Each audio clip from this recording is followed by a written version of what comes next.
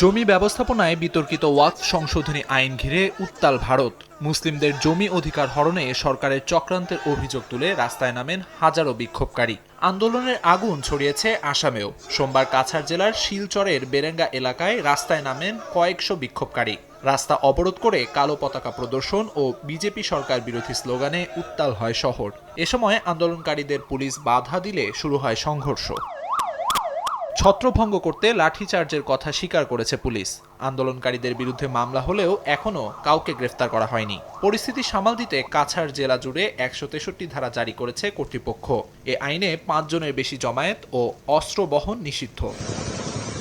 এর আগে শনিবার মুর্শিদাবাদের সহিংসতায় প্রাণ যায় অন্তত ৩ জনের। বসতবাড়ি, দোকানপাট ও পুলিশের গাড়িতে আগুন ধরিয়ে দেয় উত্তেজিত জনতা। কলকাতা ও দক্ষিণ ২৪ পরগনায় পুলিশের সঙ্গে সংঘর্ষে জড়ায় বিক্ষোভকারীরা। অবরোধ করা হয় গুরুত্বপূর্ণ মহাসড়ক। চলতি মাসে ভারতের পার্লামেন্টে মুসলিম সম্পত্তি ব্যবস্থাপনা আইন সংশোধনের একটি বিতর্কিত বিল পাশ হয়। প্রধানমন্ত্রী নরেন্দ্র মোদীর সরকারকে হিন্দুত্ববাদী আখ্যা দিয়ে উত্থাপিত এই বিলের বিরোধিতা করেছে মুসলিম সংগঠন ও বিরোধী দলগুলো। তাদের শঙ্কা, নতুন আইনের ফলে সরকার মুসলিমদের সম্পত্তির ওপর আরও বেশি কর্তৃত্ব প্রতিষ্ঠা করবে। এতে বেড়ে যাবে সংখ্যালঘুদের ওপর হামলা ও বৈষম্য। ওয়াকফ আইন সংশোধন মানে আমাদের জমি কেড়ে নেয়া। বিজেপি সরকার শুধু আমাদের অধিকার খর্ব করছে না, বরং মুসলিমদের অস্তিত্ব মুছে ফেলতে চাইছে।